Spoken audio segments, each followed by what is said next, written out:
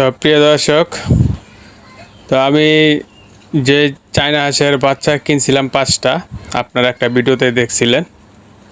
তো দেখুন এখন বাচ্চাগুলো কতটুকু বড় হয়েছে।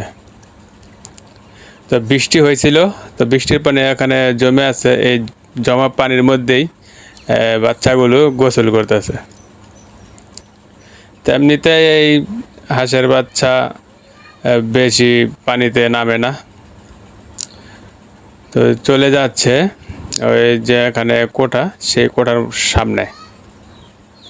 তো এটা কিন্তু আমি 5টা চায়না হাঁসের বাচ্চা কিনছিলাম 1000 টাকা দিয়ে। তো মোটামুটি ভালোই বড় হয়েছে। তো দেখি এখনও একটা বাচ্চাও মরে নাই, কোনো অসুখ বিসুখ হয় নাই,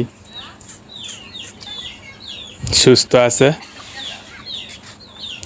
তো একটা বড়ি খাওয়াইছিলাম। তো এখন এই বাচ্চাগুলোকে এই খাবার দিব। এর আগে দিছিলাম, আগে যে ফিট খাওয়াইছিলাম, 0 ফিট।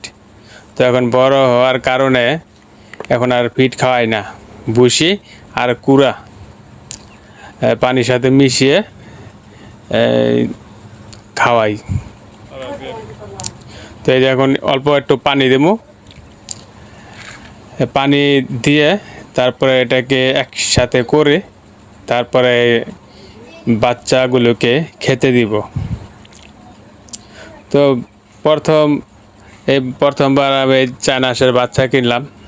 আগে এরকম চায়না হাঁসের বাচ্চা বা যে কোনো হাঁস পালন আমি করি নাই। তো শখের বশে কিনছিলাম। তো এখন ভালোই লাগতেছে, তো খাবারগুলো দিলাম। তো হাঁসের বাচ্চাগুলো অনেকটা খিদা পাইছে, কারণ দুপুর চলে 2টা 2:30 বেজে গেছে। খুব ভালোভাবে খাচ্ছে দেখুন। তো আপনারা চাইলে এরকম চীনা হাঁসের বাচ্চা পালন করে কিছু টাকা আয় রোজগার করতে পারেন, বাড়তি টাকা, এতে আপনাদেরই ভালো হবে। আমি 5টা কিনছি। আমি যে জায়গায় পালন করতেছি আসলে এটা আমাদের জায়গা না, আমাদের পাশের বাড়ি আরেকজনের জায়গা। তো তাকে বলে এখানে কোঠা রাখছি।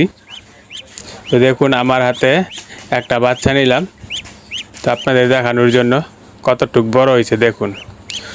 বাচ্চাগুলো মোটামুটি কিন্তু বড় হয়েছে, তো আরও বড় হবে। 3 কেজি 4 কেজি একটা ওজন হয়। তো খুবই সুন্দর লাগছে। বাচ্চাটা সাদা এবং কালোর মধ্যে এই বাচ্চাগুলো হয়ে থাকে। তো দেখুন নামার জন্য কেমন ছটফট করতেছে। তো এই যে এটা হচ্ছে কোঠা, 1-1.5 বছর আগে বানাইছিলাম। তো আবার নিয়ে আসলাম বাচ্চাগুলো রাখার জন্য। পাশাপাশি আবার 4টা দেশি হাঁসও কিনছি, আপনারা দেখছেন। তো এই বাচ্চাগুলো বেশি পানিতে যায় না, শুকনোর মধ্যেই থাকার চেষ্টা করে। তো এরা দল বেঁধে চলতে খুব পছন্দ করে। তো দেখুন কি খাচ্ছে।